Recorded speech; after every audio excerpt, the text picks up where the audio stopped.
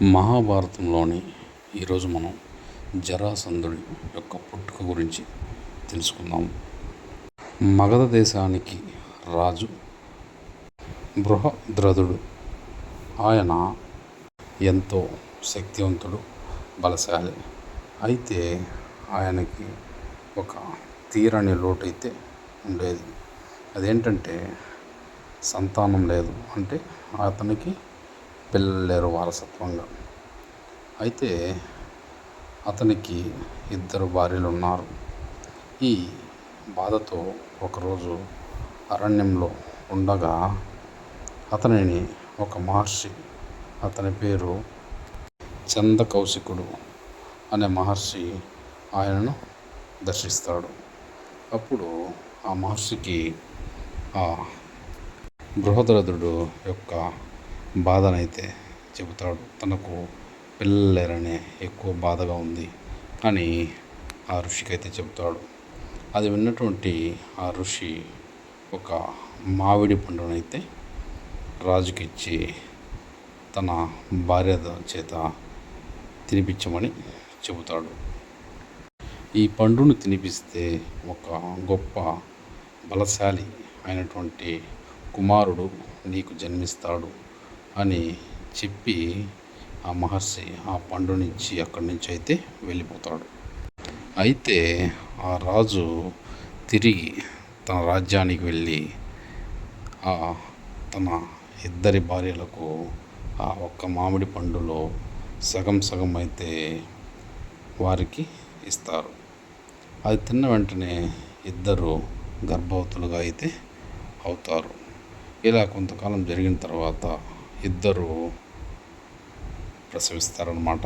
ప్రసవిస్తే 2కి సగం సగం శరీరంతో ఉన్నటువంటి బాలుడు రూపమైతే జన్మిస్తాడు. అది చూసినటువంటి ఆ యొక్క మహారాణులైతే చాలా బాధతో గట్టిగా అయితే అరుస్తారు.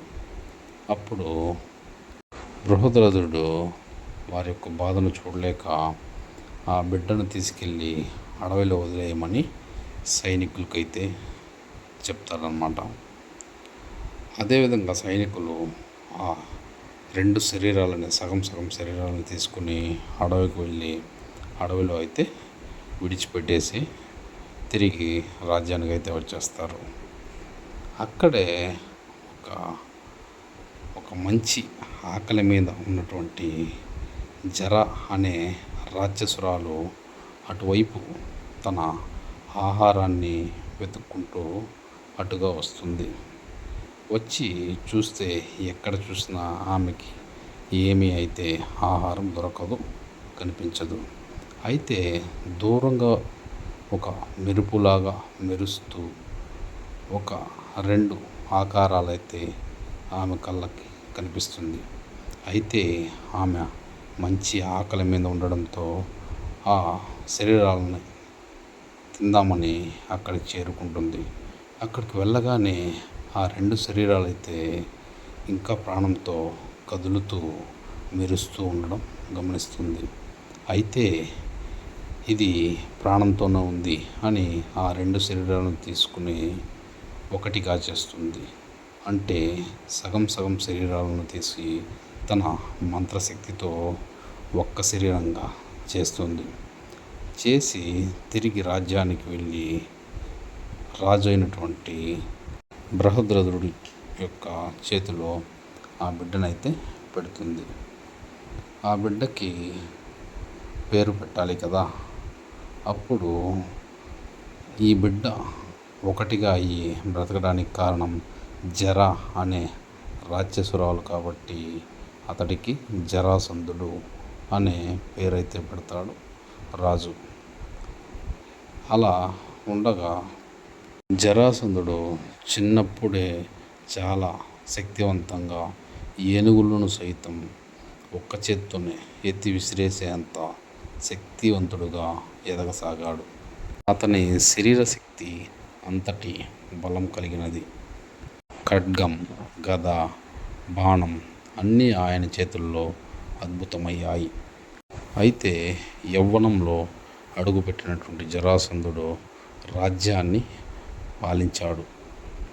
బలరాముడు శ్రీకృష్ణుడైతే జరాసంధుడి యొక్క శక్తిని అయితే పూర్తిగా తెలుసుకున్నారు.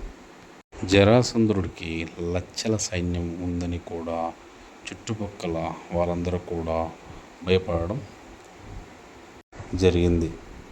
జరాసంధుడు దుర్యోధుడికి స్నేహితుడయ్యాడు.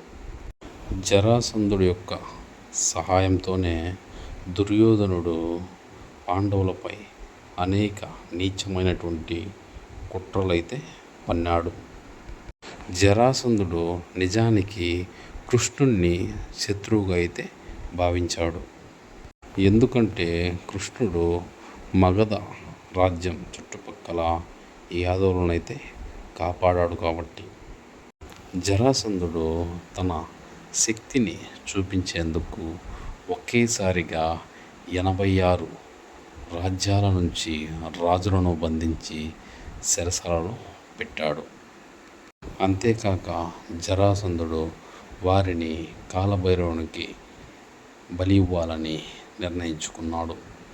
ఈ విషయం తెలుసుకున్నటువంటి కృష్ణుడు పాండవులు ఒక్కటయ్యారు. కృష్ణుడు, భీముడు, అర్జునుడు ఎలాగైనా జరాసంధుడిని చంపాలని నిర్ణయించుకుంటారు. వారు అనుకుని ఒకసారి భిక్షకుల రూపంలో ఆయనను చేరుకుంటారు. జరాసంధుడు అతిథి సత్కారం అయితే చేసేవాడు. వారిని గౌరవంగా ఆహ్వానించారు. అయితే యుద్ధానికి సవాలు విసిరారు వీరు. అయితే జరాసంధుడు గర్వంతో యుద్ధానికి సరేనని సవాలు విసిరాడు. ఆ సమయంలో భీముడు, జరాసంధుడు ముష్టి యుద్ధం అయితే ప్రారంభించారు. 13 రోజుల పాటు వారిద్దరి మధ్య యుద్ధం అయితే కొనసాగింది. ఇద్దరు బలాలు సమానంగా ఉన్నాయి. ఇది ఇలా జరుగుతుండగా కృష్ణుడైతే భీముడికి ఒక సూచననైతే ఇస్తాడు. అదేంటంటే జరాసంధుడి యొక్క శరీరం సగం సగం శరీరం ఒకటిగా చేశారు. ముందు ఆ శరీర భాగాలను వేరు చెయ్యి అని సూచన ఇస్తాడు భీముడికి. వెంటనే భీముడు జరాసంధుని యొక్క శరీరం మధ్యలో చీల్చి ఒక్క భాగాన్ని తలక్రిందులుగా వేస్తాడు. ఆ రెండో భాగం మరో దిక్కున విసిరి పారేస్తాడు. మరి ఎప్పటికీ ఆ శరీరాలు అయితే కలవలేదు. అలా జరాసంధుడు గర్వంతో తన ప్రాణాలను అయితే కోల్పోతాడు. అతను బంధించినటువంటి రాజులనందరినీ కృష్ణుడు అలాగే పాండవులు విడిపిస్తారు. వారందరూ కృష్ణుడికి అలాగే పాండవులకి కృతజ్ఞత అయితే తెలుపుతారు. ఈ సంఘటనతో పాండవుల యొక్క కీర్తి అయితే బాగా విస్తరిస్తుంది. జరాసంధుడు లేకపోవడంతో మగధ రాజ్యం క్షీణించిపోతుంది. ఆయన కుమారుడు సహదేవుడు తర్వాత రాజయ్యాడు. జరాసంధుడి యొక్క శక్తి, అతని పరాక్రమం మహాభారతంలో గొప్పగా చెప్పబడింది. అంటే ఒక ప్రత్యేకంగా చెప్పబడిందని అర్థం. అసలు జర అనే రాక్షసురాలు లేకుంటే జరాసంధుడు ఉండేవాడే కాదు. కాబట్టి ఆయన పుట్టుకే ఒక విచిత్ర గాథ. బలవంతుడైన అతని యొక్క మరణం అదే రహస్యంతోనే జరిగింది. ఆయన బలహీనత పుట్టుకతోనే విచిత్రంగా జరగడమే ఆయన యొక్క బలహీనత. మహాభారతంలో ఆయనను ఒక మహాబలవంతుడిగా గుర్తించారు. అనేక యుద్ధాలలో కౌరవుల పక్కన ఆయన పేరు ముందుండేది. అయితే పాండవుల పక్కన కృష్ణుడు యొక్క మేధస్సు అనేది ఉండేది. జరాసంధుడి యొక్క మరణం పాండవులకు ఒక గొప్ప విజయాన్ని అందించింది. రాజులను విడిపించడం వలన ధర్మరాజు యొక్క రాజసూయయాగం ఈజీగా అయింది. ఒక రాక్షసి 2 ముక్కలను కలపడం వలన ఒక రాక్షస బలవంతుడు తయారయ్యాడు. ఆయన తన బలం మీదనే జీవించాడు. అయితే తన బలహీనతే ఆయనను చంపింది.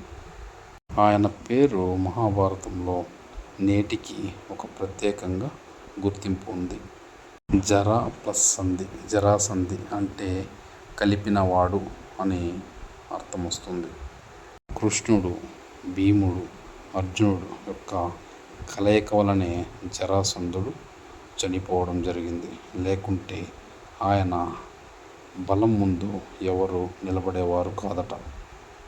ఇలా జరాసంధుడి యొక్క పుట్టుక, జీవితం, మరణం మహాభారతంలో శక్తి, దౌర్భాగ్యాల గాథగా నిలిచింది. ఇది ఫ్రెండ్స్ జరాసంధుడి యొక్క స్టోరీ. ఈ స్టోరీ మీకు నచ్చినట్లయితే మన ఛానల్ని సబ్స్క్రైబ్ చేసి మన వీడియోకి ఒక లైక్ చేయండి, అలాగే షేర్ చేయండి. Thank you for watching.